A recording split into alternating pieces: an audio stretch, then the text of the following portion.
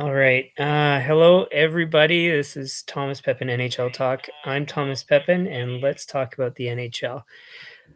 Okay, so we are today covering the Metropolitan Division, or at least one half of it, and I'll be evaluating each team's cap management.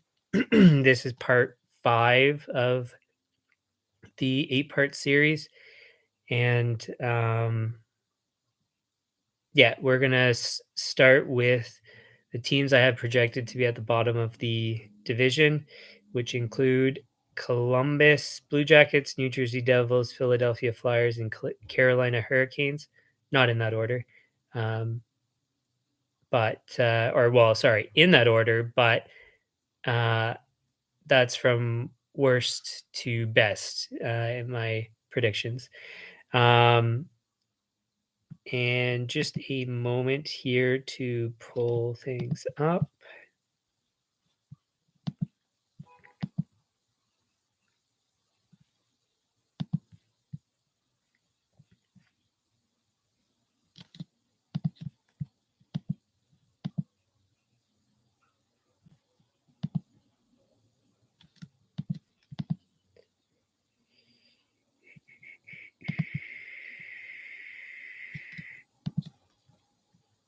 All right. So, as I mentioned, we are starting with the Columbus Blue Jackets. And so, as in the other streams, basically the way I look at things is I break things down by forwards, defense, goaltenders. Take a look at the highest earning players. Um, Talk about the contracts in general, um, because of course that is relevant to evaluating if they've managed the cap well. So if the contracts are good, then the cap management's going to be good. So that's why I talk about the contracts, and then uh, otherwise, kind of all together for each of those positions to see what kind of flexibility they have um, in terms of moving forward, like signing free agents and re-signing players and things along those lines. Um, so again, we'll start with Columbus here, and the forwards. They just signed Johnny Gaudreau over the summer here. He is making 9.75 per, and his contract is 7 years. And of course, this is the first year of that contract. Um, and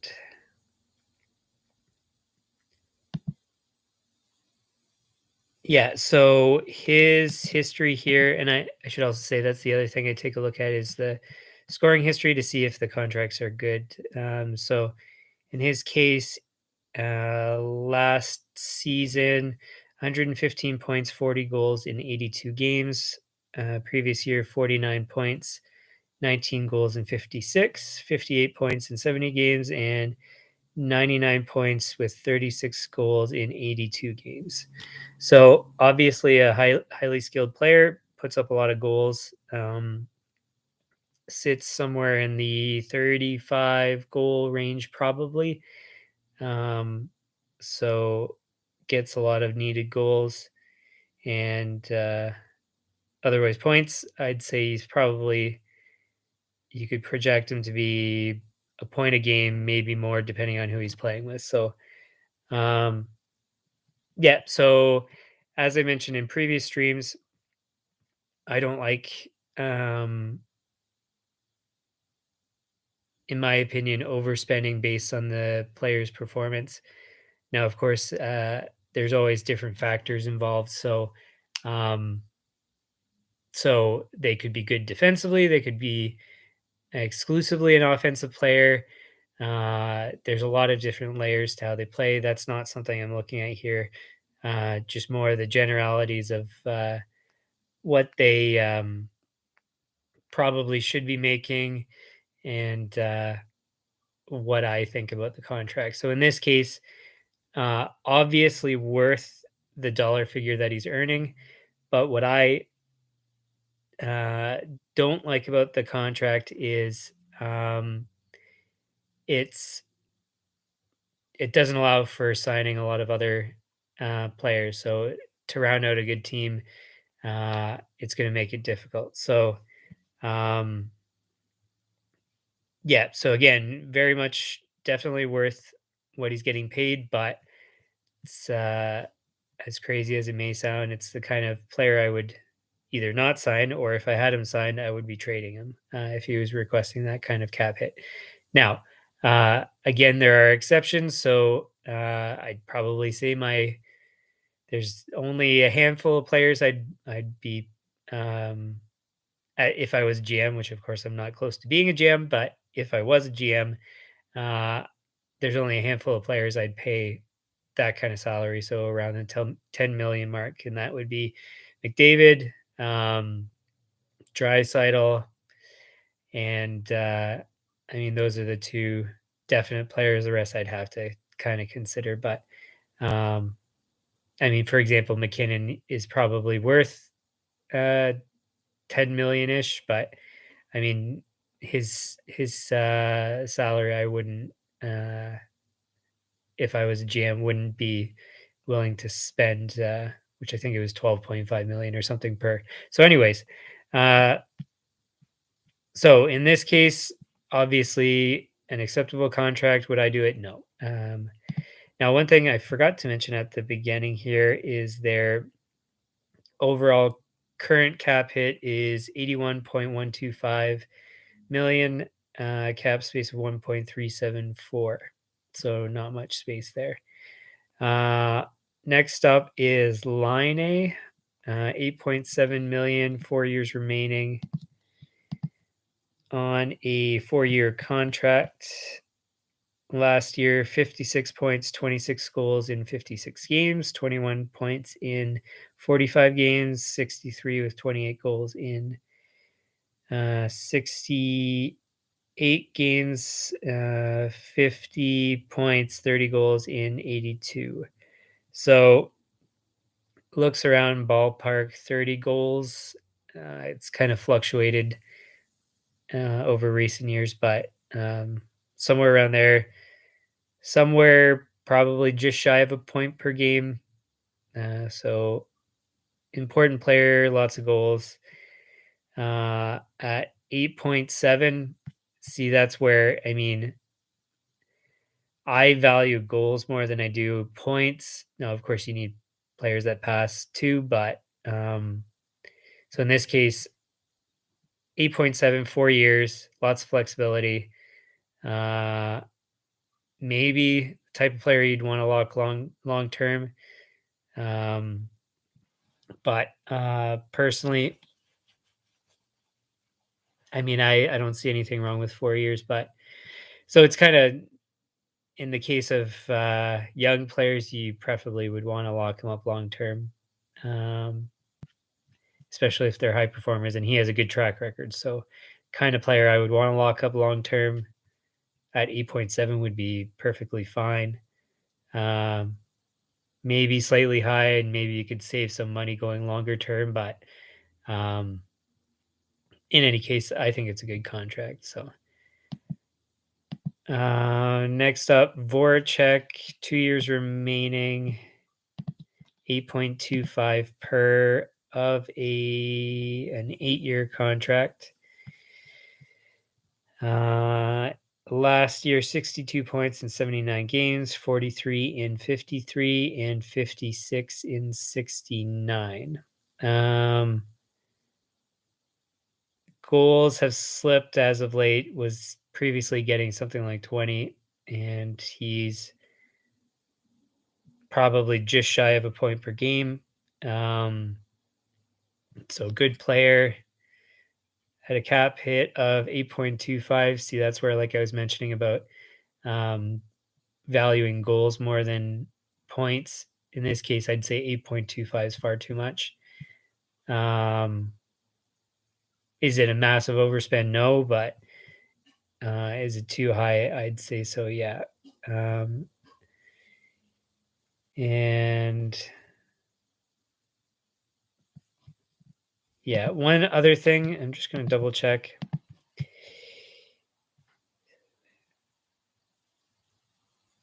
Yeah, just going back to the Johnny Gaudreau contract. What I forgot to mention is about when it expires, and so 7 years. It's going to expire when he's 36.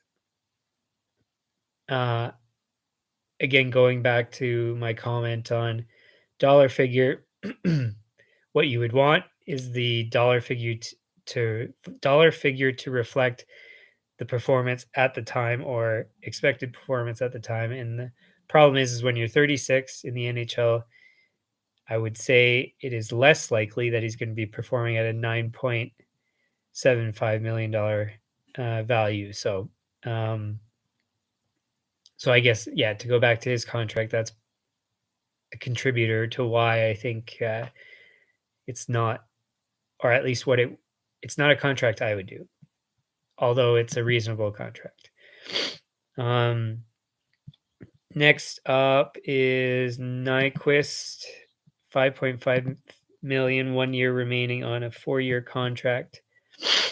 Um, Last year, 53 points in 82 games, 42 in 70, and then 60 in 81. And sorry, I have to do the math there, split between two teams. Um, anyways, under a point per game, probably just shy of 20 goals you could expect a year. So a decent player.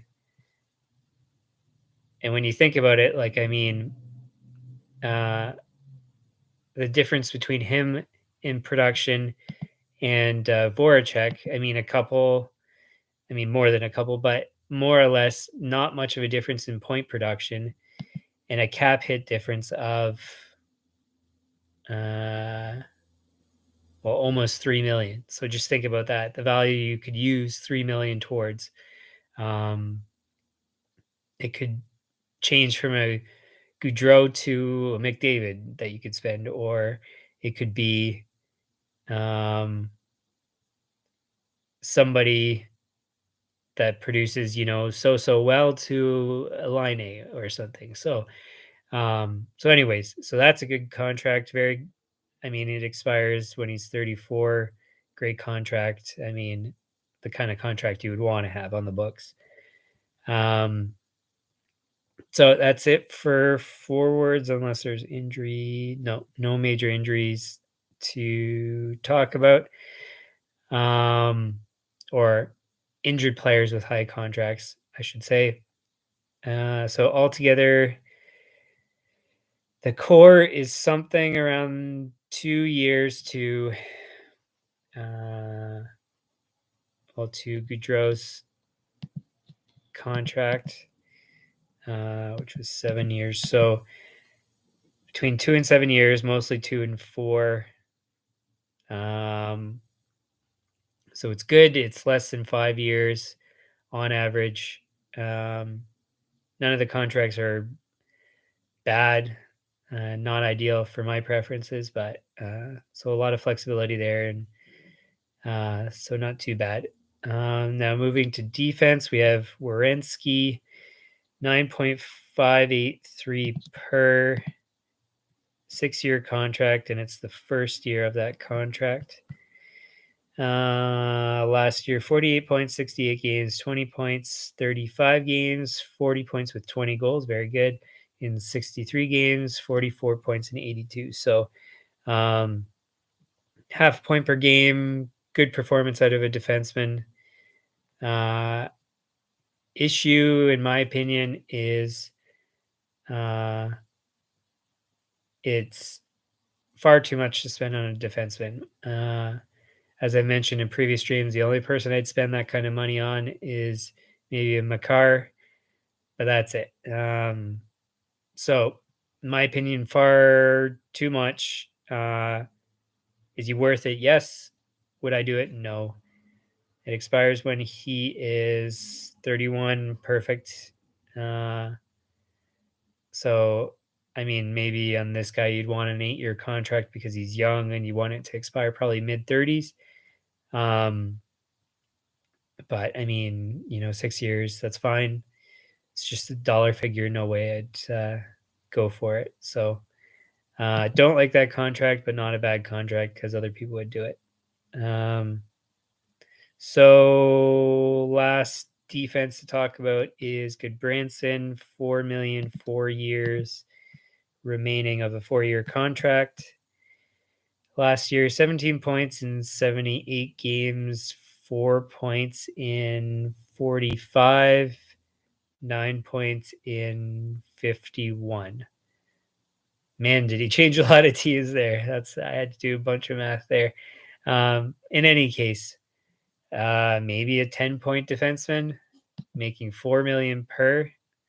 Yikes, no way I'd pay that. I mean, yeah, I think he's a defensive defenseman, but I mean, he would have to be the best in the league at his role for me to spend 4 million on it. I mean, obviously, maybe if it was the best defensive defenseman in the league, I'd do something like 6 million or something like that. But 4 million, I mean, not enough production. No way I'd do that. So don't like that contract.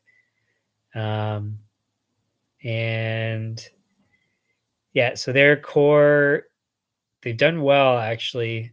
A lot of the contracts are all under 3 million to 2.5 probably on average. Their core is what was it? There's 6 years. So between 2 and 6 years. So a lot of flexibility. Most of the people are 2 and 4. So very good, decently rounded out. So I mean, it's not a bad defense. So again, not a bad job, not what I would do in all cases, and not ideal, but because I mean, think with that 9.583 contract on Werenski, you could spread that out and have maybe 3 more high quality defensemen. So if you add it on to the 2.5 of some of the other guys, so anyways, so not bad, but I'd say not ideal. And then in net, I don't know how to pronounce the guy's name. Merzlikins. I've never heard it live, and I've never had to say it before. So my apologies if that's wrong. But anyways, 5 years remaining, 5.4 per of a 5-year contract. Now, already I'd say that's probably an overpay, but let's look at his stats here. Last year, 907 in 59 games, 916 in 28, 923 in 33.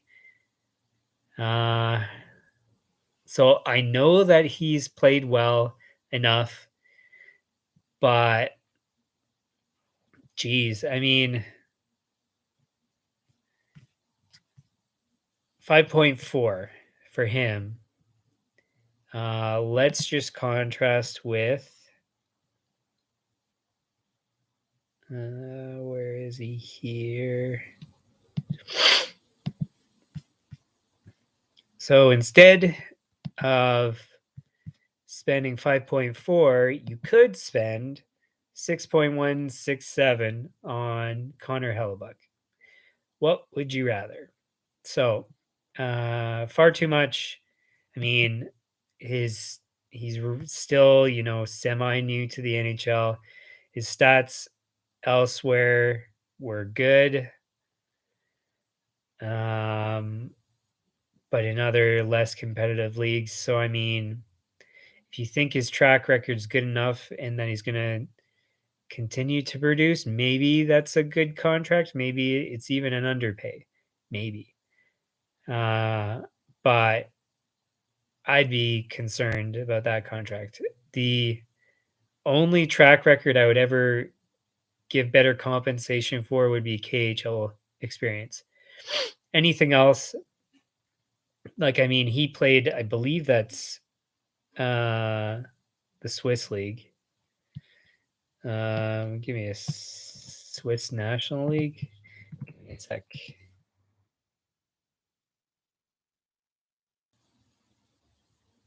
Yeah, it's called National League. Sorry, I don't know the Swiss League that well.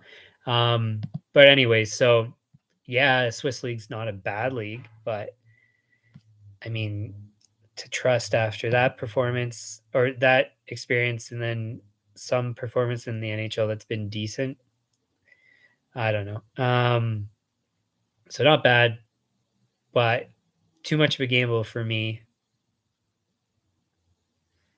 Contracts slightly too long. So I mean, if it was 3 years at 5.4, then it's kind of not as risky. But 5 years, he better be good for those 5 years. So again, it's kind of one of those you'll see in the end, but not something I would do. Uh, so probably not bad, but not to my taste. So altogether, all acceptable contracts for the most part. Um,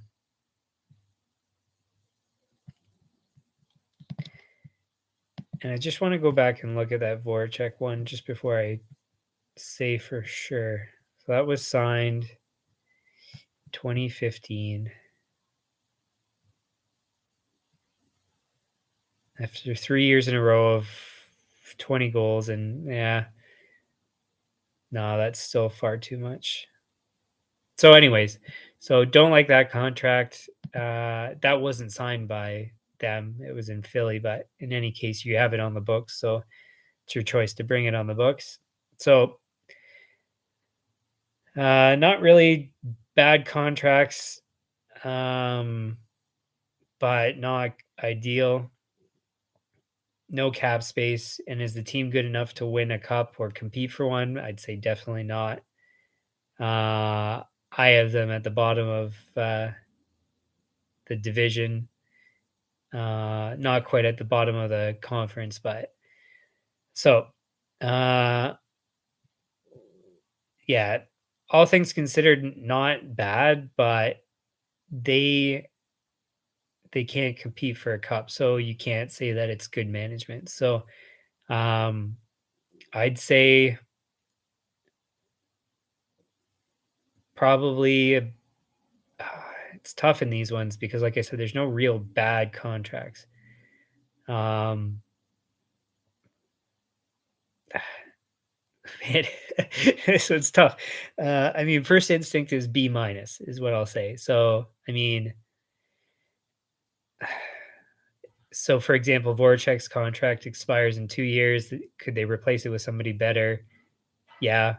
Could that make them be a good enough team to compete? Probably still not enough. So that's the thing is, no, we'll have to say C because it's just not a competitive enough team, in my opinion. So I'll give them a C for their cap management. Uh, so next we'll move on to the New Jersey Devils. Their cap hit is 82.84 million, $340,000 remaining. So no space. Jeez, and they're at the bottom of the league too. Like, man, I don't understand. In any case, let's have a look. So on forwards, Jack Hughes, 8 million per 8 years remaining. Last year, 56 points, 26 goals in 49 games. That's quite good for the time. 31 points in 56 games, 21 and 61. So only really had last year as a good year. Contract was signed last November, which would have been not after much of a track record. So just part of the season. Man, that's tough to commit that much. I mean, high pedigree, one first overall, first uh in the first round. So I mean, geez. And yeah, I mean he's got great pedigree, world juniors and stuff, but man,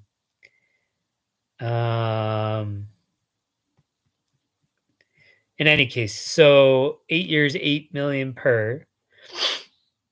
The problem is the track record. The benefit is without the track record, you can get them at a lower dollar figure. So it's way more risky. 8 million might turn out being a way underpay in the end. So for example, if he's putting up uh, something like 40 goals, which is what you'd project him to get if he had played a full season, then yeah, great. 8 million is super cheap. And it expires when he's 29. Like that's huge. That's exactly what you'd want. Uh, but the problem is not much of a track record. So in this case, uh, I mean, there's nothing really wrong with it.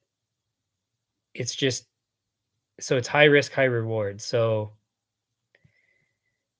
do you think he's going to be a number one center for 8 years, producing well for that time? He probably will. So I mean, is it a risk I'd be willing to take on? I'd probably try to limit it to 6 years, maybe 5 years. The problem is that then you get into a situation where you have to pay them potentially way more than you'd like to. So, all things considered, like you can't really complain about it. Um, would I do it? I'd probably try to do a short term bridge deal to figure it out before committing, because maybe you could still squeak out an 8 million contract. Probably not, but I'd risk it, and then if it didn't work out, I'd trade him. But I mean, so is it something I do potentially? Would I recommend it? I don't know. It's on the high end of risk in my opinion. Probably not. It's probably going to be an underspend in the end, but it's the term that I don't like paired with the track record. So, um, yeah. So could turn out being a killer steal. Could turn out being not a good contract. More likely to be a good contract, but so yeah, I'd say good contracts. Just I'd be hesitant on that one. Nico uh Heischer. I forget how it's pronounced. Heischer? I think so. Anyways, uh 7.25, 5 years remaining on a 7-year contract. Um Last year, 60 points in 70 games with 21 goals, 11 points in 21, 36 and 58, 47 and 69. So a bit of injury there. Um,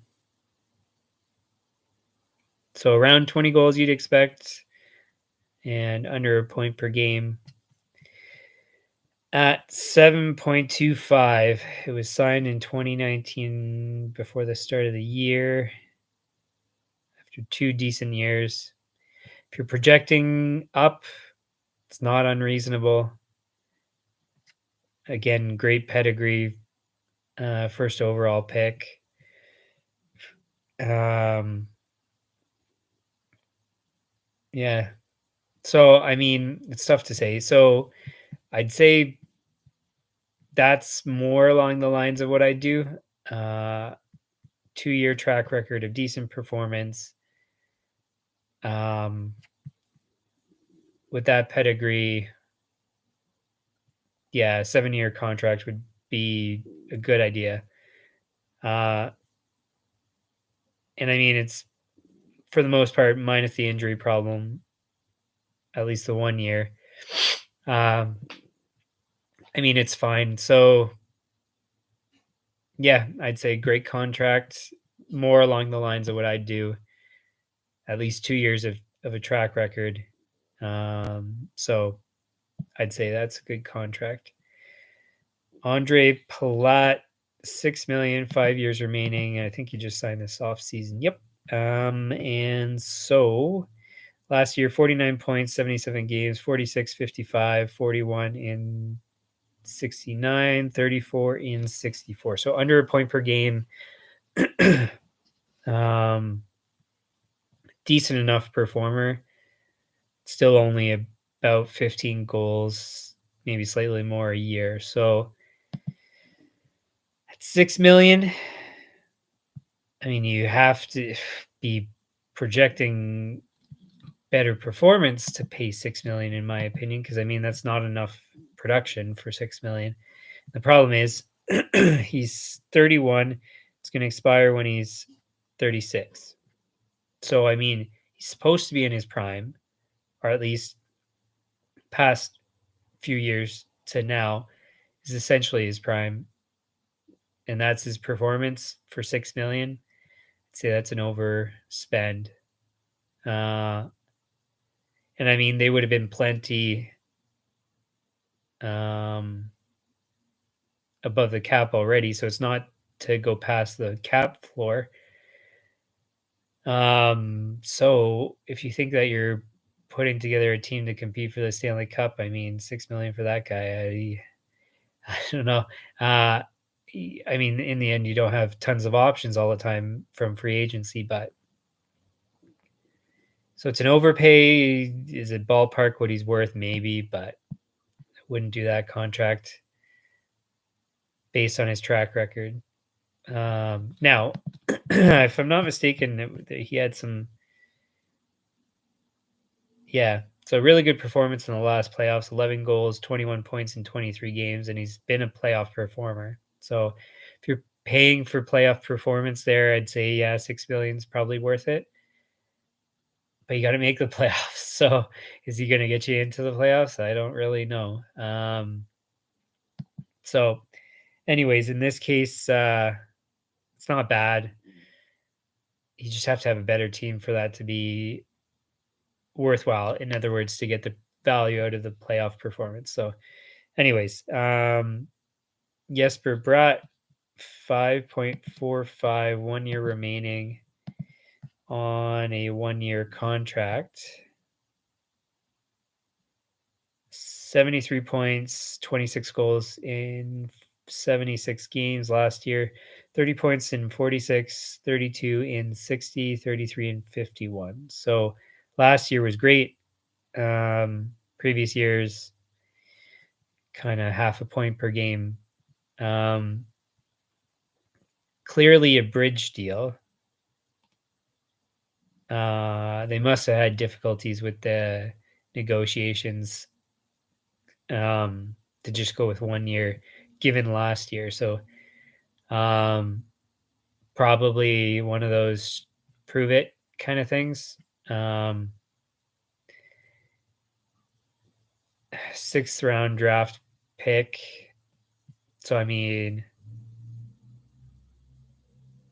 and yeah, he didn't even play in the World Juniors. So I mean, not really much of a track record to really say that he's going to be a high producing player. So could be an anomaly that last year. So it's very smart, in my opinion, to do a short contract. Would I want to do 1 year? Given his age and the likelihood of him at least having a chance to do it next year, the same thing, I would try to lock up a couple years, at least 2 years, preferably maybe like a 3-year, $5 million contract, but it's tough because you don't want to overshoot. So anyway, so it's not bad to do 1 year to see how it goes, but you're risking paying uh, a substantial amount for a player if he performs the same. Is that bad? As long as it's a reasonable contract, it's not going to be bad. But that's where you get into some crazy contracts where you overspend. So, um, so I wouldn't do 1 year, I'd try to get him a couple years, probably I'd aim for 3 years and try to keep the cap hit low, um, but it's not bad. At least it's you retain the rights at the end. If you can't come to a good term, then at a good dollar figure, then you can trade them. Um, so not bad. I would have tried to do longer term, maybe 3 years to see or 2 years. But again, that risks the um, high price afterwards. Um, and of course, I say that one thing, assuming he's an RFA at the end of it, but I don't know what the status would be after a longer term. So maybe they had to do it anyways. So in any case, not a bad contract. Uh, and that's essentially the cutoff point. Um, so between 5 and 8 years of their core, or well, 1 year to 5 and 8 for the three players there. So lots of flexibility for the most part. Um, Not crazy spending on decent players. So uh, just with all the things I mentioned already. So it's not bad that they have those guys locked up. So um, yeah, so decent flexibility, decent job on the forwards there. Um, Probably on the you'd say that it's pretty well done there on the forwards. So um, moving to defense, um, Dougie Hamilton, 9 million per 7 year contract, 6 years remaining. Last year, 30 points in 62, 42 in 55, 40 in 47, 39 in 82. So, pretty high performing defenseman. Um,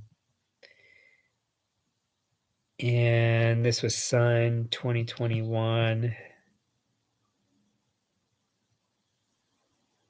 Yeah, after like a really long, decent track record. Um, so definitely, again, it's one of those where they're worth the dollar figure, but uh, you'd have to be in my car or something to spend 9 million, in my opinion. So far too much.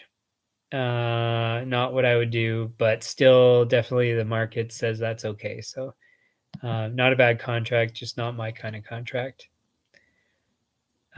John. Wait, one thing I should say.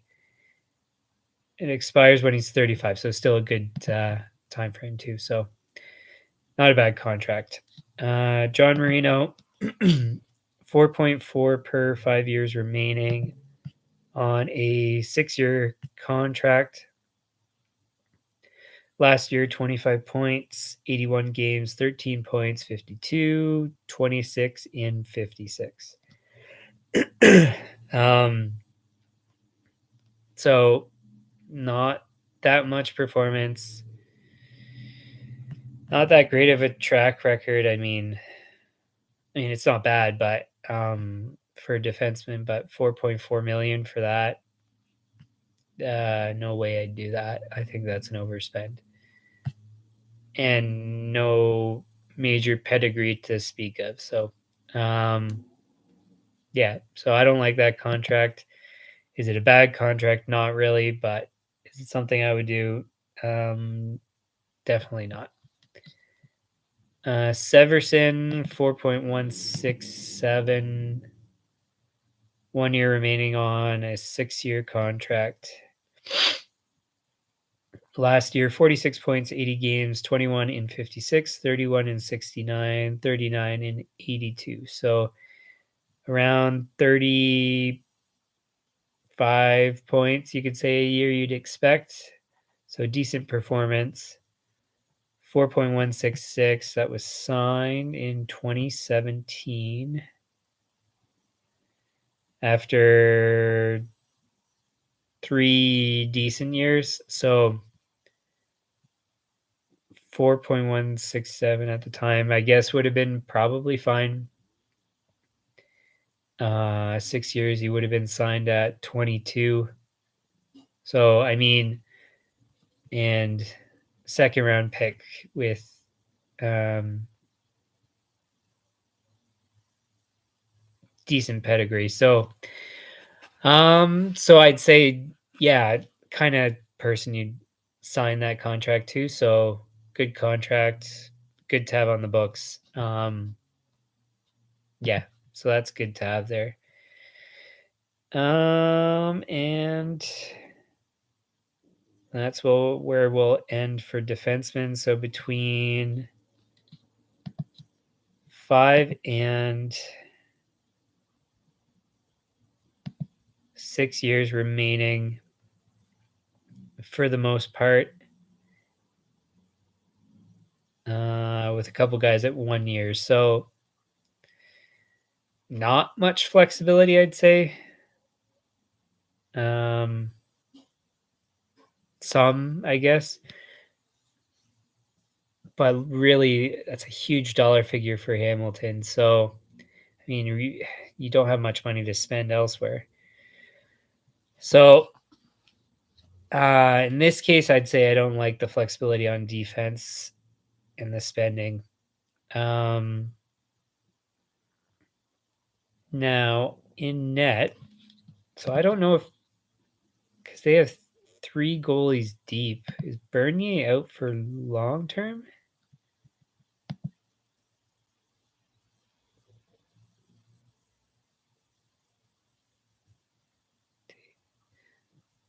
He was out for the rest of the season last year.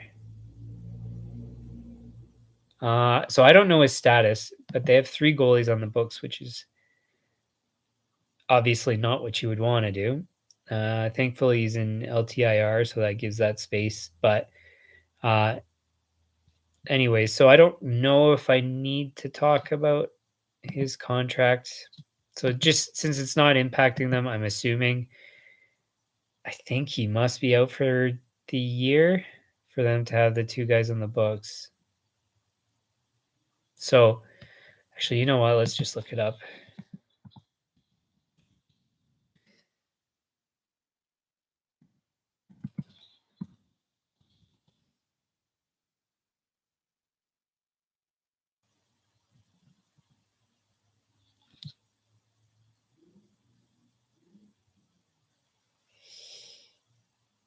Um,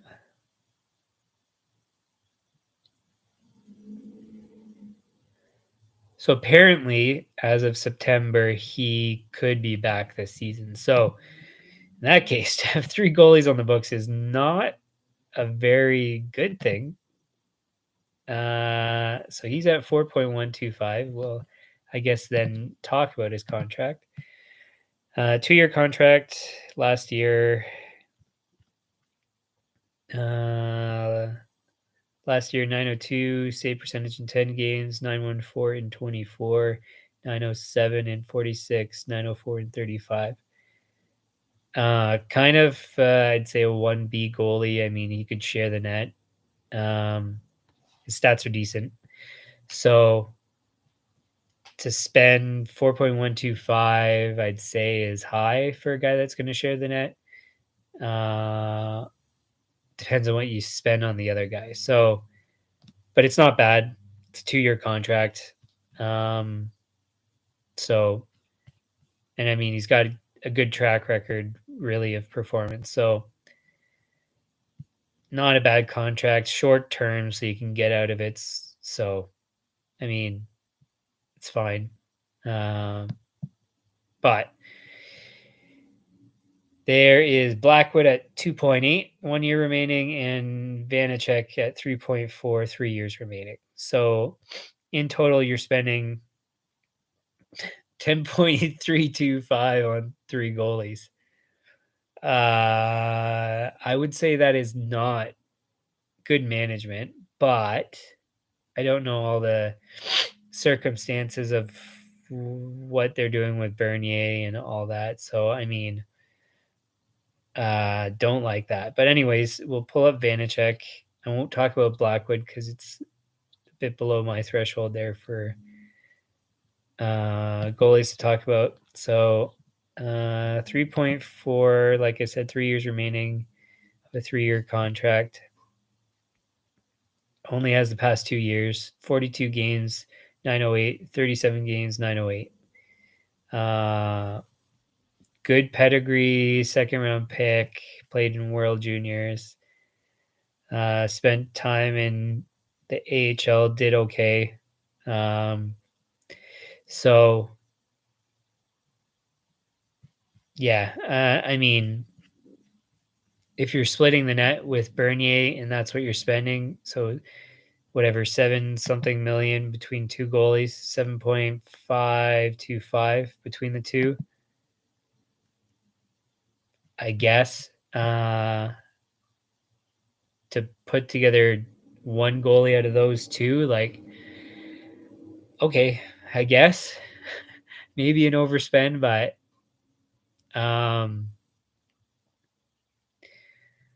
the thing about this is, I mean, I'd say in theory it's actually a decent idea because previously I mentioned about how outside of the elite goalies, the rest of them are very, very much the same. So I think it's like a handful, like literally approximately 5 goalies that you would want to have and spend more on, but everybody else pretty much is lumped in the same. So to spend that much combined on goalies, I mean, ignoring the Blackwood contract, I'd say it's slightly high, but it's not unreasonable. Because if somebody gets injured and somebody has to carry the team, it's not bad. So, and it's in the end, that's actually a smart strategy to have split between two goalies because you can ride one uh, when they're hot and then ride the other when they're hot. And combined, you'll probably get towards a higher end goalie in terms of performance, assuming that they live up to their expectations, which with those two combined, it's pretty darn close to starters stats. Um, so I like the management, excluding the fact that they have a third goalie. So I don't really know exactly what their plans are. Combined it, all three is not good. Um, but maybe the plan is let Bernier go off the books and then run with the two they have, uh, Blackwood and Vanacek. Maybe try to trade away Bernier. Maybe try to trade away. Maybe they don't like Blackwood. I don't know, but I thought they liked Blackwood. Um, so don't know the whole plan there, but they're gonna have to do something because that's, I mean, 10 million for 3 goalies. You can't do that. Um, so anyways, I'm just gonna assume they know what they're doing there. So altogether, uh, I don't like the Hamilton contract. The rest is kind of all fine, all within the realm of, decent. Problem is, the team's not good enough to compete for a cup. Now, in time, as people um, develop, maybe, but the problem is all the rest of the players are all on the final year, and then they go into RFA. So, if any of their young guys are all going to get more money, you can't keep the team together anyways. Um, so for the spending, it's just not a good enough team. Uh, so again, not bad contracts, but it's just like I said with Columbus, just not a good enough team. So uh, now I'm forgetting what I said with Columbus, but I think I said a C, and in this case, it's the same. I'd say a C. Contracts are fine for the most part, but you just don't have a good enough team. So now moving on to the Flyers. They are spending above the cap. They're at 85.435 million using their LTIR space. Uh, First forward, Kevin Hayes, 7.143, 4 years remaining on a 7-year contract. And last year, 31 points in 48 games, 31 in 55, 41 in 69, and 55 in 71. Sorry, just one sec here.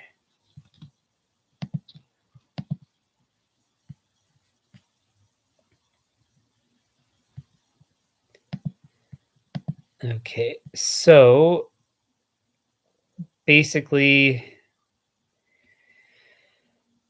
somewhere around 15 goals, half a point per game, approximately.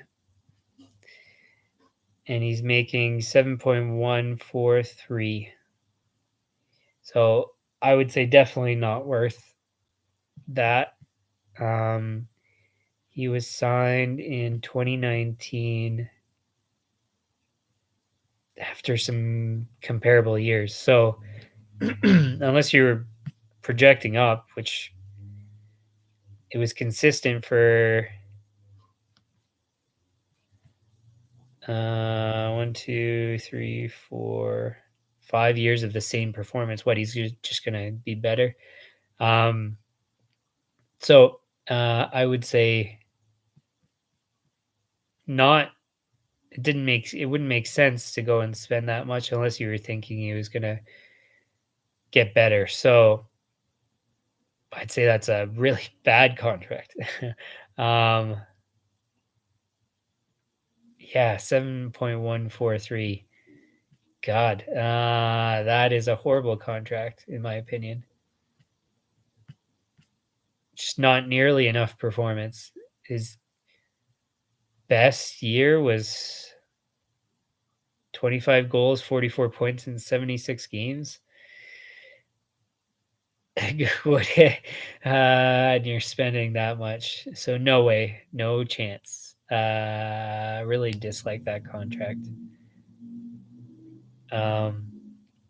Even though you have him through his prime, he's got no track record to be worth that. So I'd say bad contract there for sure. Next, James Van Riemsdyk, $7 million 1 year remaining 5-year contract. Last year, 38 points, 24 goals in 82 games, 43 points, 56 games, 40 points, 66, 48 with 27 goals and 66. So a bit of a scorer. Best year was 30 goals 8 years ago. Sorry, 36 goals. I missed that one. That was 4 years ago. So, I mean, yeah, decent performance, very up and down. Like 38 points last year, that's not much at all. Making 7 million per,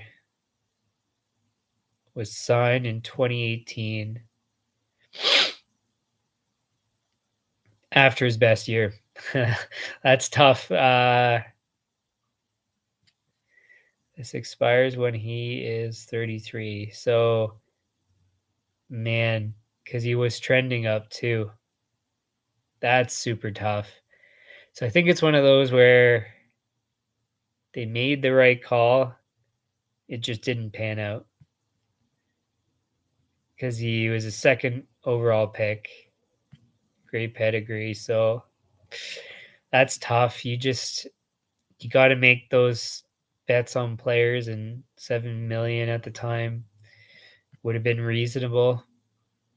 Man, that sucks for them. He's doing well this year so far, but and he just got injured, I think, too. So that's tough. So they're getting bad value, but the contract's fine. Sometimes you just get stuck making a call and it just doesn't pan out. So not a bad contract, but not good enough value given his performance. So next up, Cam Atkinson, 5.875, 3 years remaining on a 7-year contract. Last year, 50 points, 23 goals in 73 games, 34 in 56, 26 points, 40 games, 69 with 41 goals in 80 games. So that was a great year. Previous years were all really pretty high for scoring. Ballpark 25 goals and under a point per game. But anyway, so some really good years. Last year was good. Was signed in 2017.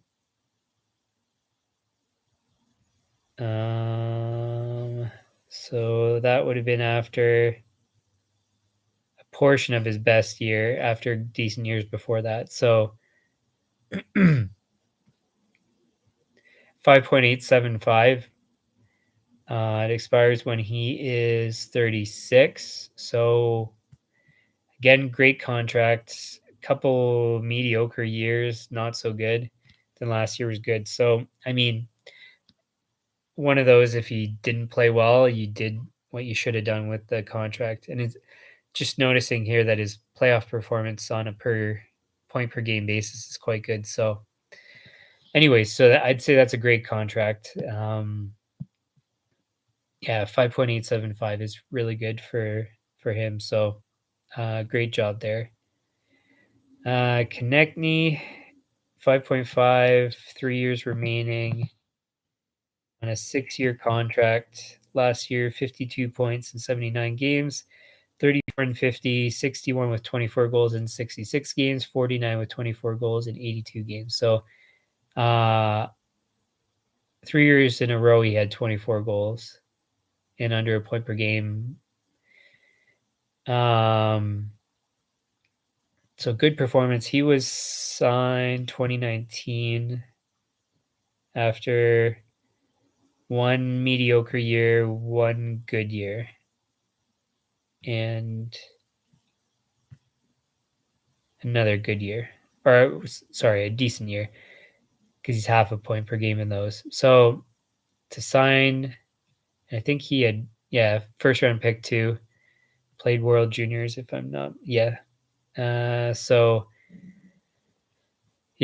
I mean, great pedigree, the kind of guy you'd locked up 6 years at only 5.5 per. I mean, great job. I'd say that's a great contract too.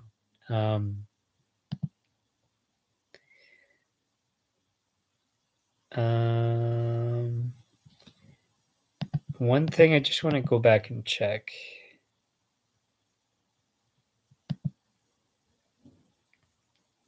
Yeah, and then in that case, like, I mean, so it's a 6-year contract, so that's where you can get into the 8-year contract. So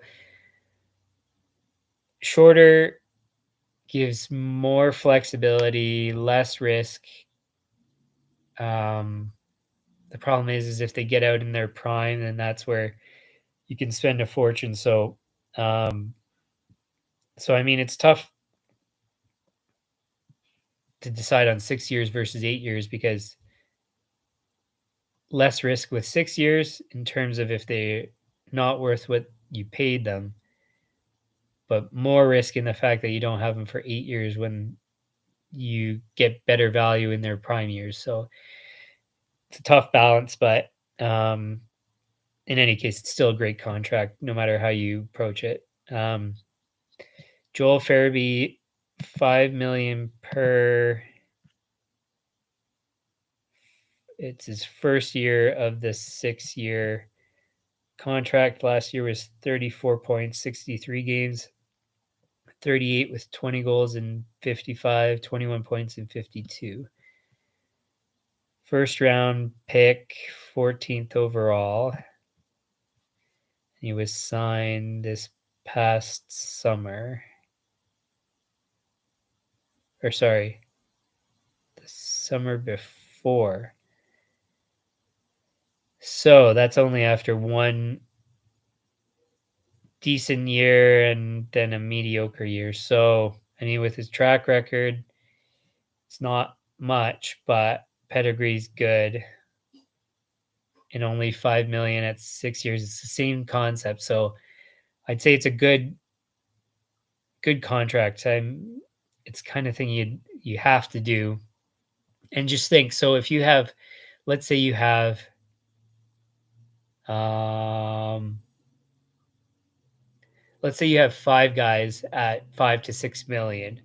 They all turn out being 20 goal scorers and maybe just under a point per game. You get 5 of them. That's 100 goals you're getting between 5 players, paying 25 million versus, um, let's say, two McDavids at what is that? Or maybe a better example would be, um, I don't know, like a McKinnon. So let's say you're getting something like 35, 40 goals, 12.5 per, 2 players you could get, and you're getting maybe 80 goals out of 2 players spending the same money. If you spread it between 5 guys, 5 guys, you're spreading the risk on, for one thing, spreading the lines, which might make your team more competitive because it's harder to match up. That's what I'd be doing. I mean, so all the, like, as much as you don't know for sure how these guys are going to pan out, they got enough of a history, maybe 1 to 2 years. Sign them cheap for,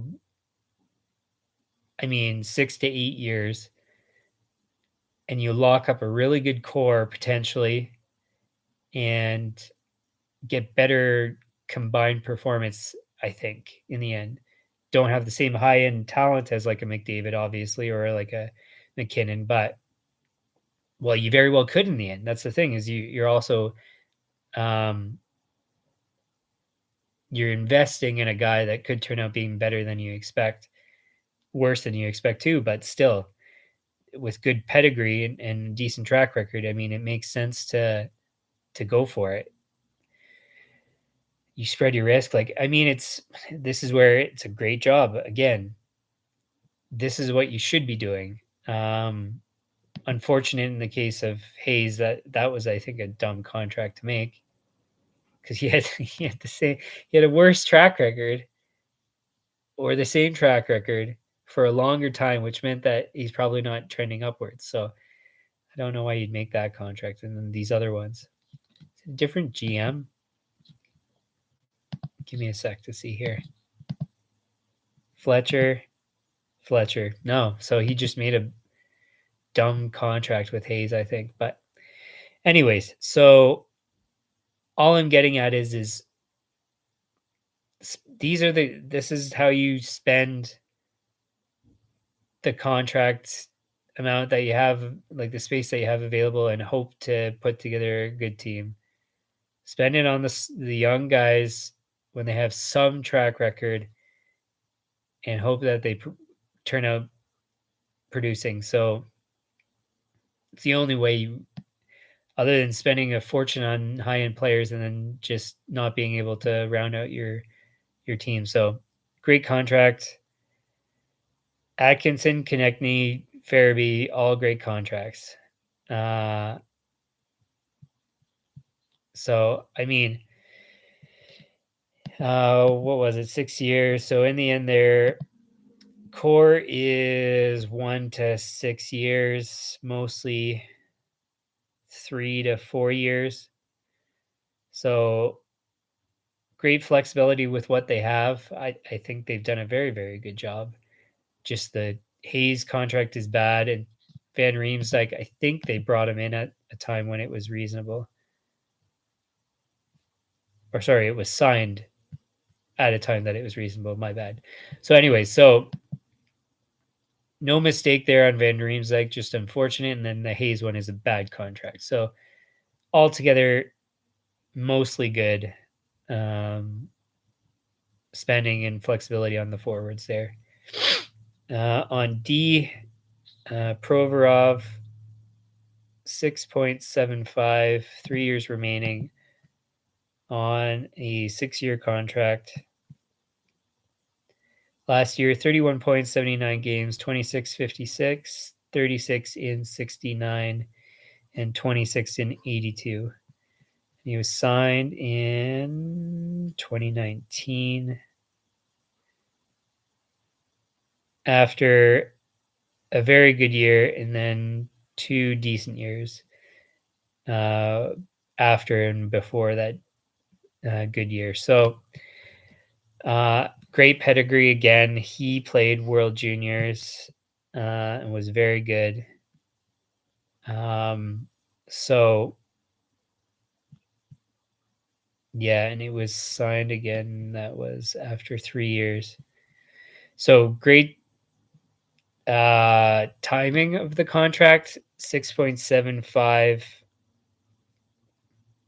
I'd say that's still within the realm of reasonable or something I would do. I mean, maybe slightly less you'd hope for. Uh, but I mean, I'd rather spend this on him. Well, let's go back. So,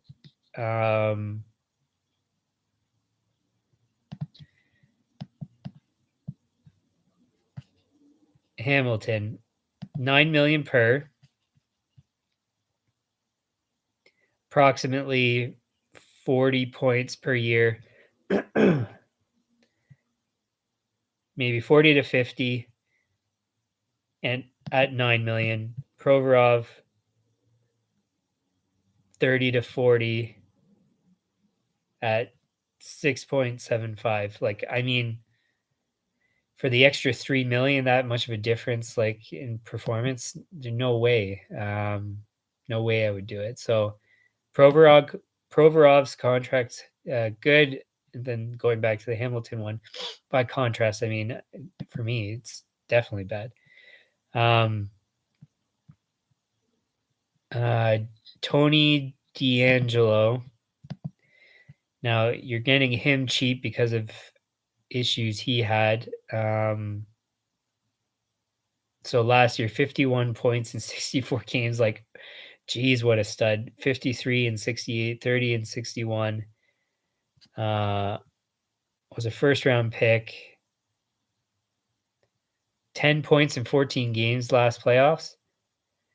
Like, I know that he has a tarnished reputation, but strictly from a performance standpoint, like, holy geez, you're getting like that's one of the best performing defensemen in the league for production. So 5 million in 2 years.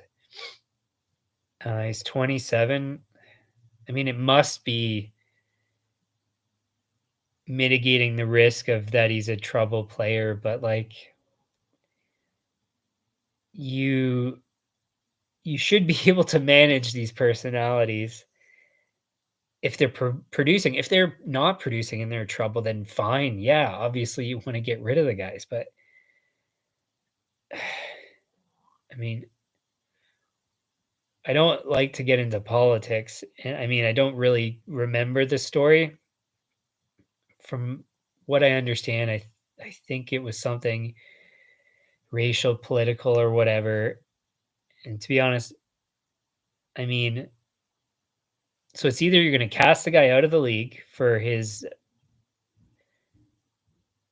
uh, for his outlook on life, or you keep him in the league and you use him as the player that he is. Is he a player or is he a personality, or what what do you need to consider as a manager? I mean, it's up to the other managers, but it's just like from a performance standpoint, it's an absolute no-brainer. This is a crazy awesome value contract, 5 million 2 years. I would want him he's 27. I would have wanted probably 5 to 7 years at the start of the contract. put him to 34, 35 at 5 million per, like, or maybe you could get him less for that duration. It's just like, I don't understand. Anyways, the politics of sports, of, managing uh, perception in the media and stuff like that, like, and lashback from the fans. I don't know, it's tough, but so crazy good value, and I just find it difficult because I would be locking this guy up long term myself. Because, but I mean, it just depends on your outlook on sports politics and stuff. So my job is to produce the best team on the ice, unless the guy's a murderer. I mean, that's, or like, unless he's committed some sort of criminal offense, I think you got to just disregard and put the best team you can on the ice. That's my opinion. But so apparently the Flyers agree with that opinion from signing him. Apparently Carolina Hurricanes agree with that from having him last year. So I'm not the only person with that opinion, but I think it was, what was it? It was a 1 year at 1 million and then 2 years at 5 million. So anyways, so Killer Steel, what you think about the guy and what you think about signing the guy when he's maybe has bad traits or whatever you want to argue. It's going to have to be a difference of opinion, and clearly so, because two teams have signed him. So there you go. All right, next up, Sanheim was just extended. Next year it comes in currently at 4.675, 1 year remaining, 6.25 for 8 years after this year. Last year, 31 points, 80 games, 15 and 55, 25 and 69, 35 and 82.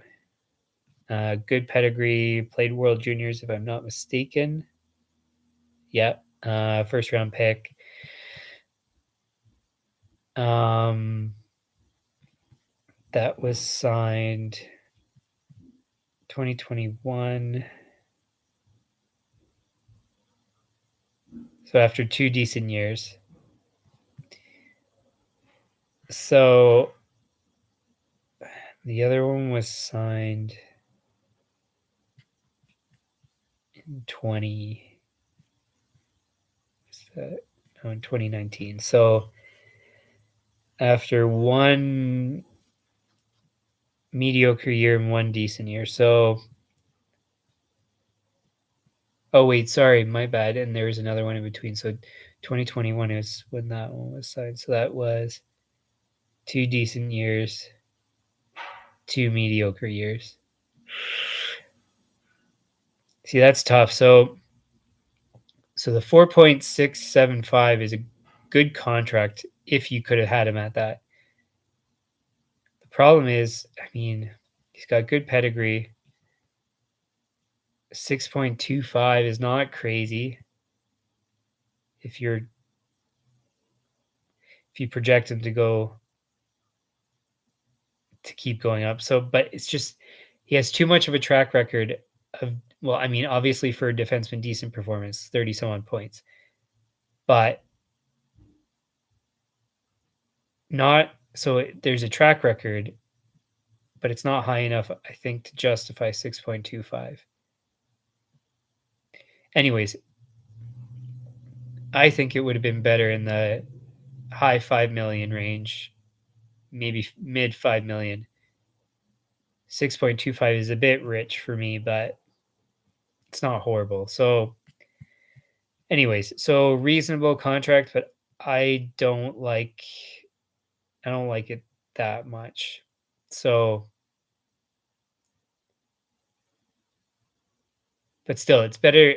I mean, I would rather this than spending 9 million on somebody that's only slightly better in performance. So anyway, so it's not a bad contract, but not to my taste. Oh, I missed a couple IRs here, so just a second. Sean Couturier, forgot about him. So he's 7.75 per 8 years remaining. Last year, 17 points, 29 games, 41 in 45, 59 with 22 goals in 69, 76 with 33 goals in 80 games. So projects to be like a 30 goal scorer and around a point per game. And obviously, great pedigree, good player, good two-way player. So, I mean, you're getting really good combined performance being two-way and putting up those points. So 7.75. The problem is, I mean, so he had the injuries there, a bit of injuries elsewhere, but not so much that you'd be overly concerned. So, and a good playoff performer. So, anyways, I mean, 7.75 is a steal as far as I'm concerned for him. So, outstanding contract there. And then two more on defense. So Ristolainen, 5.1 per 5 years remaining. Last year, 16 points, 66 games, 18 points, 49, 33, 69, 43, and 78. So usually around 40 points per year. Last couple of years have been half that. I think he was, first round pick. Again, good pedigree. And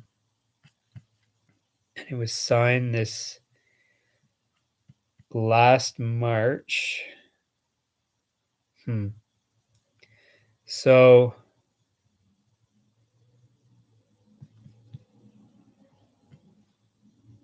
yeah. So anyway, so I think the dip in performance is how they got him at 5.1, which is a great contract in my opinion, because he's had really good years previously. So 5.1, 5 years is not risky. And so see, this is where it's smart. Had a dip in performance, maybe shorten the contract to 5 years. It's a good idea. Maybe 6 years would be maybe slightly better. And at 5.1, I mean, you're going to get good value if he performs well. Probably won't. I mean, past 2 years haven't been the best. So if I had to take a guess, it's going to be really good value. And it's something you would have to do given his track record, pedigree. So it's a smart contract. So I say really good job there. And the last one is Ryan Ellis, 6.25, 5 years remaining. He's on LTIR. I think he's expected to miss the season, but don't hold me to that.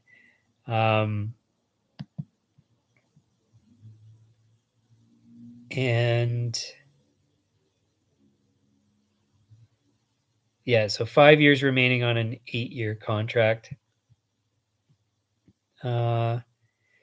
Last year, 5 points in 4 games, 18 in 35, 38 in 49, 41 in 82. So some injury problems for most of his career, actually. He's only had 1, 2, 3, 4 years of 2, 3, 4, 5, 6, 7, 8, 9, 10, 11. So 4 years of 11 years where he's played almost a full season, and the rest it's basically been half a season. So lots of injuries. I know he's a stud of a defenseman. Best year is 41 points in 82 games. And he's almost been a point per game in some of his shortened years. So great defenseman. Problem is the injuries. He was signed in 2018 after a few decent years, but a shortened year where he got 32 points in 44 games, which is quite good. So, yeah, and a deep playoff that they went on where he played well. So, anyway, so 6.25, given his track record, given his pedigree, it expires when he is 36, which is reasonable. So it was a good contract at the time, I guess. It's just unfortunate he's been injured, and so 6.25 is, I'd say, great. So nothing wrong there. And see, this is where they have 1, 2, 3, 5 defensemen ranging 4.675 up to 6.75. Like, I mean, assuming the players play well, as they, if they were all playing at the same time, probably should. I mean, last year wasn't that good, but still, or well, last couple of years. Um, it looks like a solid D, and I mean, it's what you would want to spend your money on. Uh,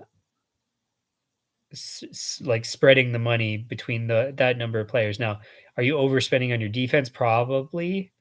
I mean, maybe you'd want that, some of that money, maybe one or,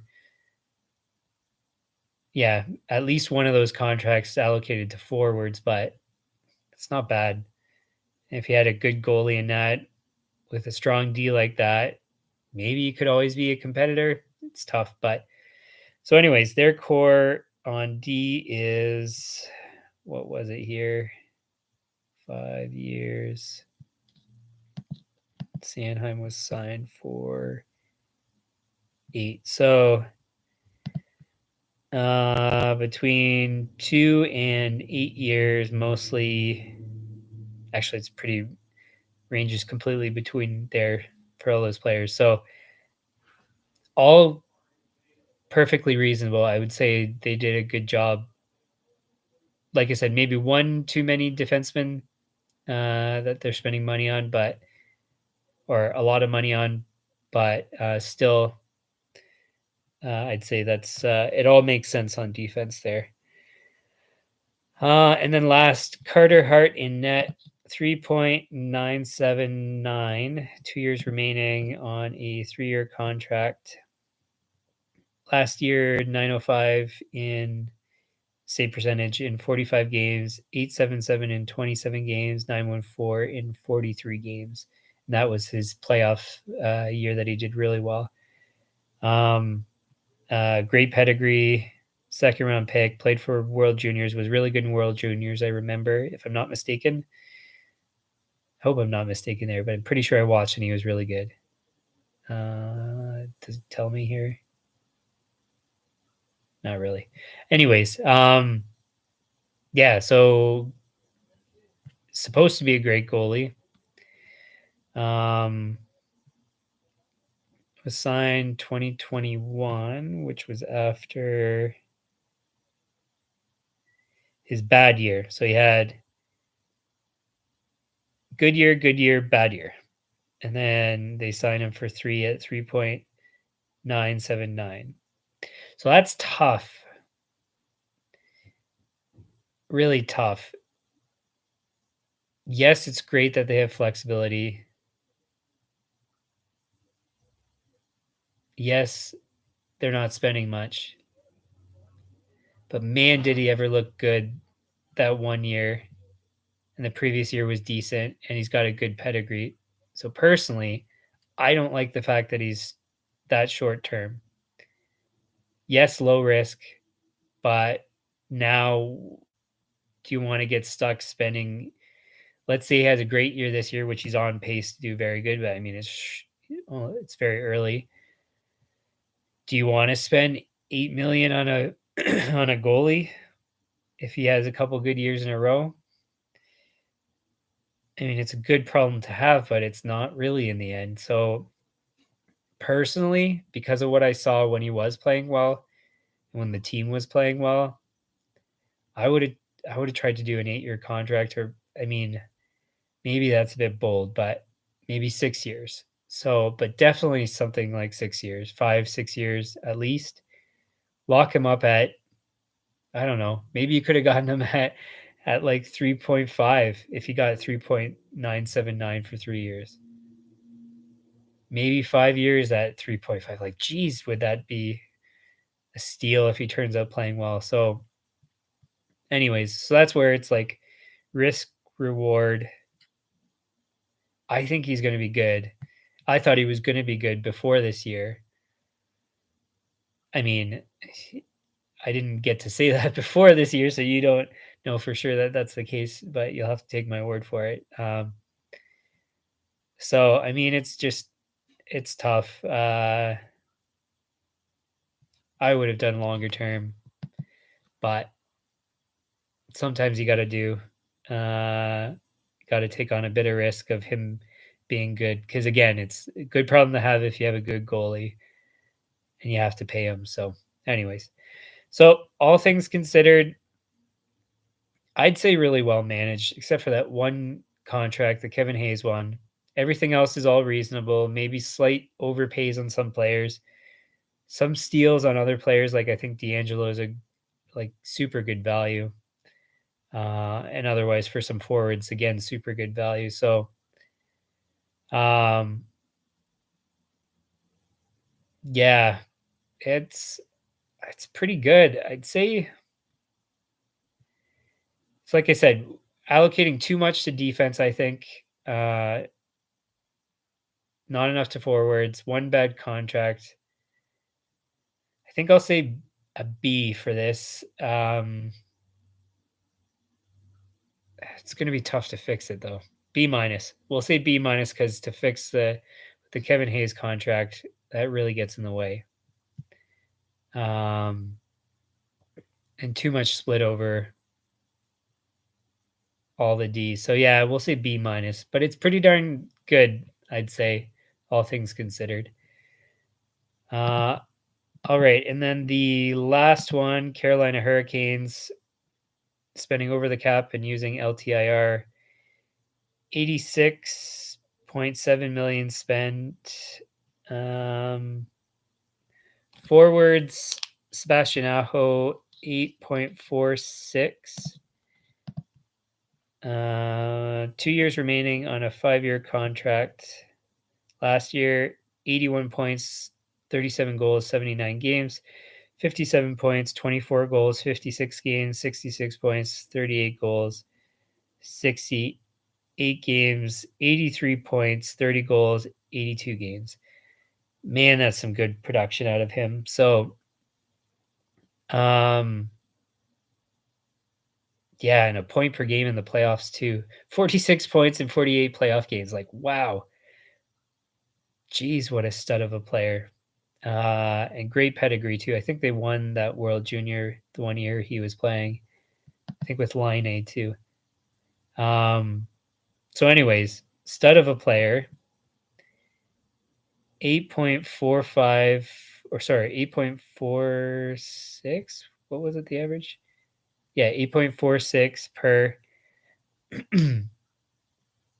signed in 2019 after 3 good years. See, it's tough. You only signed for 5 years. That's the problem here. So, like, this one would have been, for me, a no-brainer to sign 8 years. 8 years. I mean, he got 8.4, so you'd think longer term he'd be willing to accept less. Let's say 8 times 8 million, maybe even less than that. To have him, like, it was clear that, in my opinion, it was clear he was going to perform well based on his track record. So, like, it's an absolute no-brainer to lock him up. So I think that's a bad. So it's good value. Just should have locked up. That was for sure. So again, not a bad contract, but definitely should have had him for term. Svechnikov, 7.75, 7 years remaining on an 8-year contract.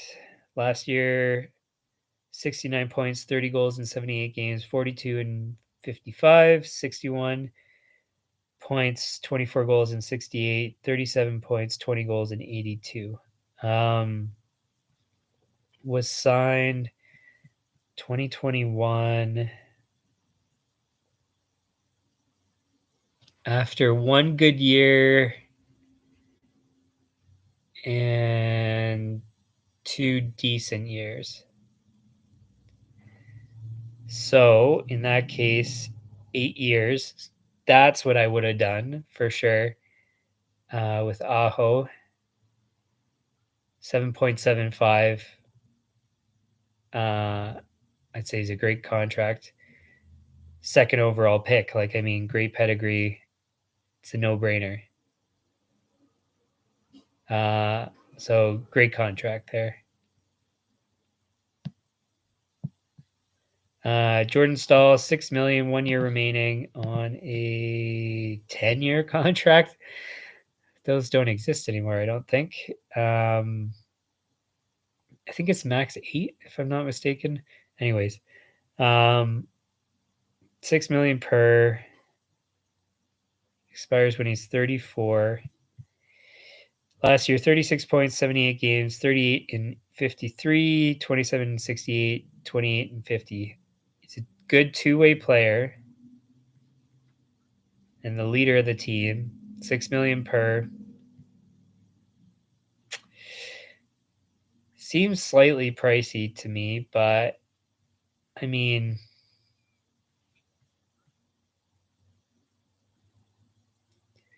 half a point per game in the playoffs. I don't know. Anyways, so not a bad contract. Maybe a bit pricey. It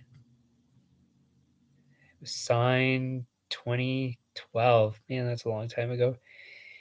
2012 after a good track record. So that's the thing. So when it was signed, great contract, still good. So yeah, I'd say that's good contract, all things considered. Just maybe the value is slightly not as good right now, but that's fine. I think it's good enough. Teravainen, 5.4, 2 years remaining on a 5-year contract. Last year, 65 points, 22 goals in 77 games, 15 points, 21 games, 63 in 68, 76, 21 goals in 82. So, great pedigree, first round pick. Was signed 2019 in January. So after a few decent years, a good year and halfway through a season. So 5.4, that's why you could get him for less expensive. 5 years is not unreasonable because his performance was he had one good year. Yeah, I mean 5 years is fine. Would have probably wanted 6 myself, but at 5.4, that's great. Another great contract. Last one, I think. Oh no, we still got one more after. Kotkaniemi, 4.82. 8 years remaining of an 8-year contract. Last year, 29 points, 66 games, 20 points, 56, 8, 36, 34, and 79. Not that good of a track record. It's a first round, third overall pick. Good pedigree. Hmm.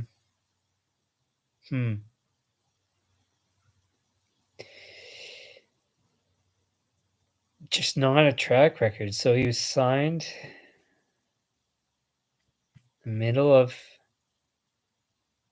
the year. Man, it's a way overpay as far as I'm concerned. He has no track record.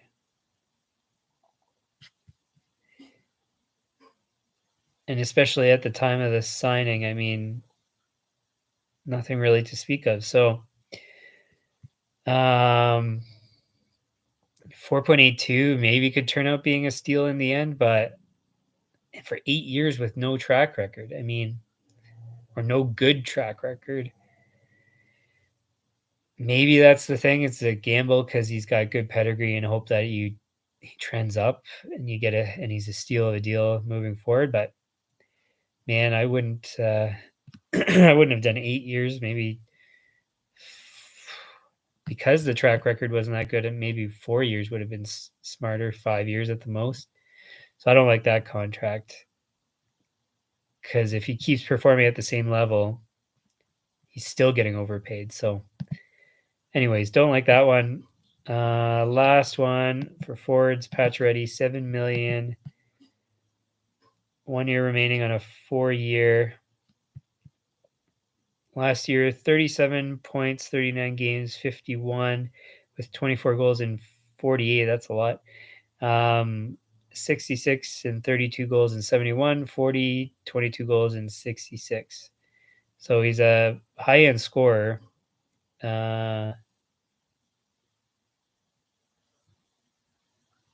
Last year, 11 points, 13 games in the playoffs. So anyways, he was signed 2018 after all of his good years and then one mediocre year. And so at 7 million, expires when he's 33. Personally, I would have tried to get him long term, maybe to expire at 36. So I would have done 7-year contract, probably would have been better. 7 million even, I would have accepted. I mean, that's really high performance. Like his best year, 39 goals, 60 points in 73 games. Like that's a lot. For 7 million, geez, that's great value. So it's almost the same performance as like McKinnon. I mean, if you want to say McKinnon drives play better than him, sure, but from a goal scoring, point production kind of standpoint, I mean, excluding last year for McKinnon, I think was his only year where it was way high. But anyways, geez, that's a great contract. Just, I mean, should have locked him up long term, but that was done by Vegas, so that's not their fault. So it's good that they have him in any case at that dollar figure. So forwards between 1 and 8 years, mostly 2 years. So lots of flexibility. Should probably have more guys locked up long term, but that's a really good forward roster there. On defense, Slavin, I'm not sure how that's pronounced. 5.3, 3 years remaining of a 7-year contract. Last year, 42 points, 79 games, 15, 52, 36 and 68, 31 and 82. Contract was signed in 2017 after 2 decent years. It's a 4th round pick. Played some World Junior. So decent pedigree. And at the time of the contract, 5.3 after 2 decent years.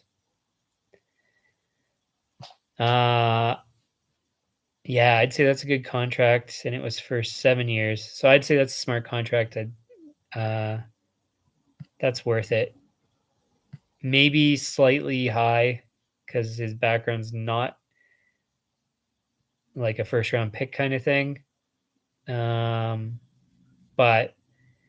so maybe 4.8, 4.9, it would be better, but I mean, it's not that much of a difference. So, in any case, good contract. Brent Burns, 5.28.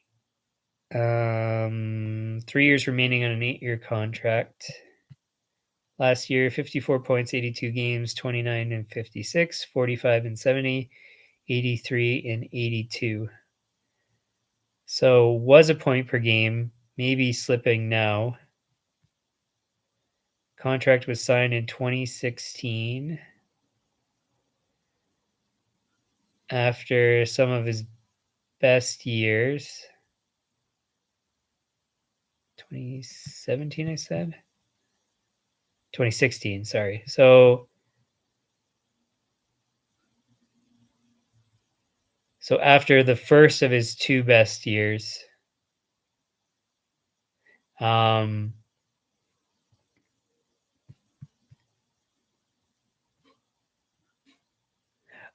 that's why his cap hits, because they retained.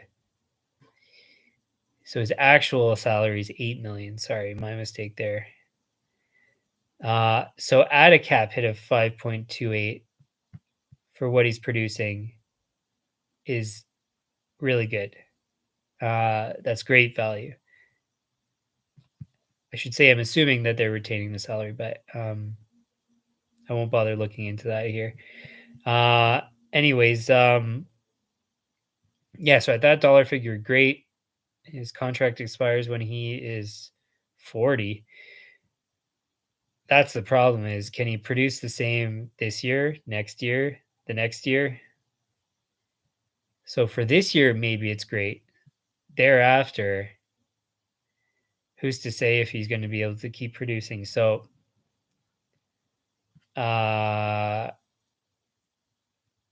geez, even with the retention of the salary, geez,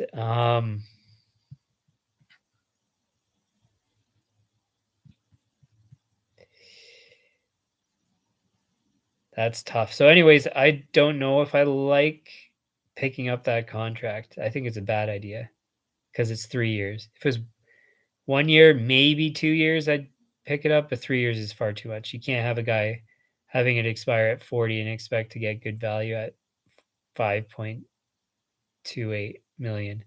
So anyways, I don't like picking up the contract. It's not bad, but especially because they didn't eat up all the salary, but I would have saved it for a younger guy or something. Anyways, Brady Ski, I think it's how it's pronounced. So he's 5.25, 2 years remaining on a 6-year contract. Last year, 39 points, 82 games, 10 and 52, 24 and 67, 25 and 78. Was signed 2018 after 2 decent years.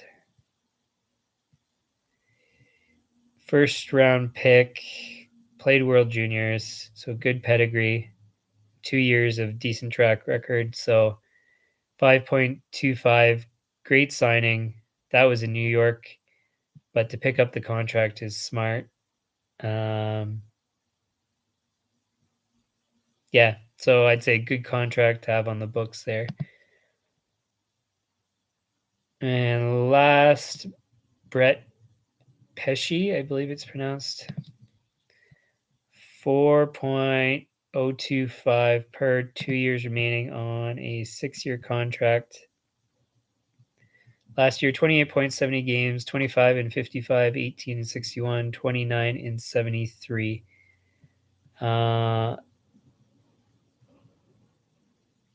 Was signed in 2017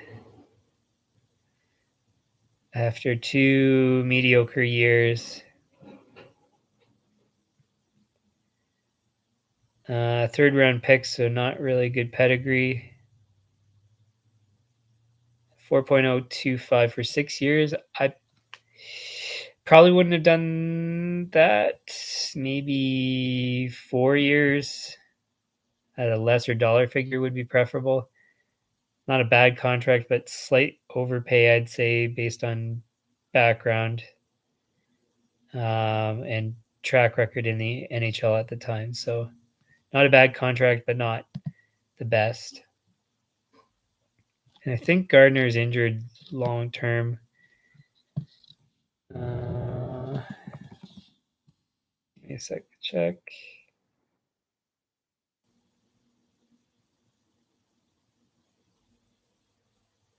Oh, he's been fully cleared, so and is just not playing yet, I guess, from the injury.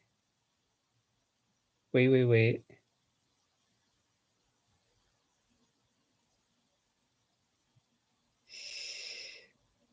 So suffered a setback at camp apparently. So, anyways,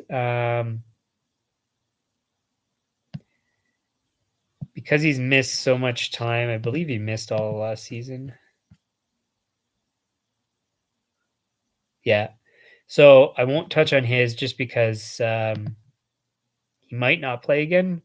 It looks like might play again. It's hard to say, so we'll just ignore that one for a moment. Or for the moment. Last one, or sorry, just touching on flexibility of the defense. So 2 to 3 years is the contracts on the books. Good flexibility for the most part. Decent contracts, not the best, but reasonable.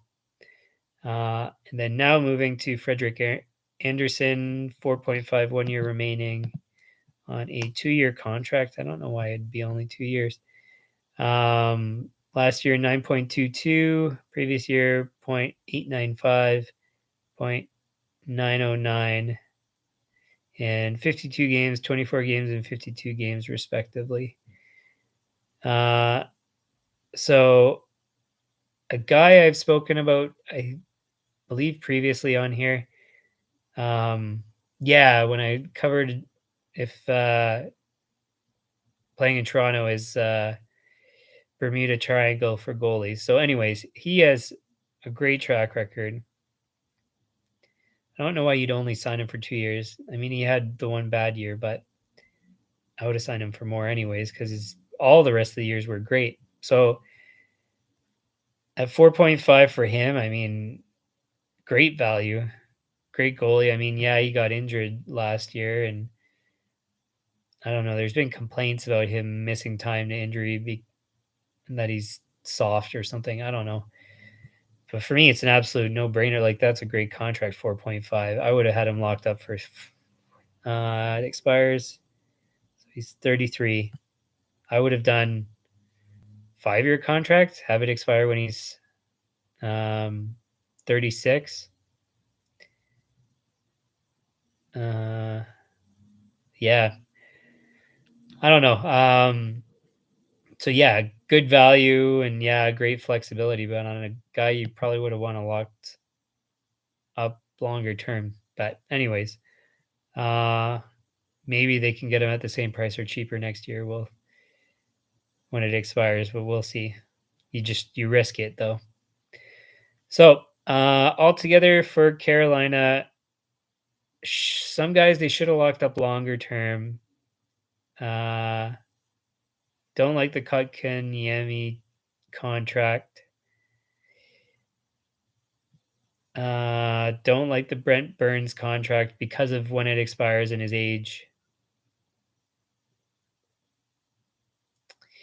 Um, Great roster. They can compete for a cup. So, did they do a perfect job? I'd say no. Did they do a bad job? Definitely not. I'd say and they have no cap space to do anything, do they?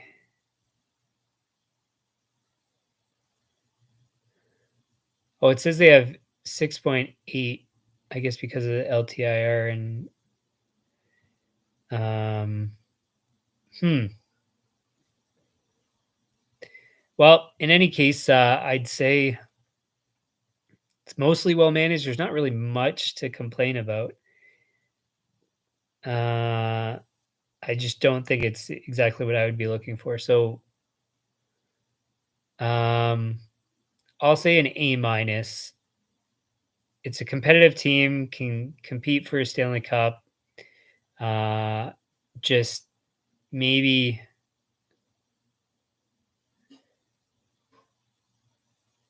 yeah, maybe just there's a couple tweaks that I would have made that's keeping them from being an A or an A plus, but pretty close. Like, I mean, they did a really good job. So, yeah, we'll say A minus for Carolina. And on that note, we close up for today. Um, so that's the first part for the Metropolitan. We'll cover the second part tomorrow. And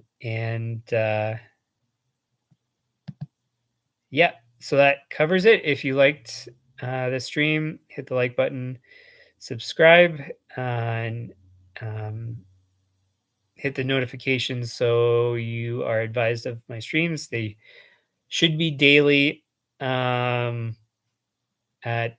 5 p.m. Eastern. And then, of course, that's going to change with the time zone change soon. But in any case, yeah, hit the notifications to be advised of the streams. Uh, Otherwise, yeah, thanks for tuning in, and we'll see you again tomorrow.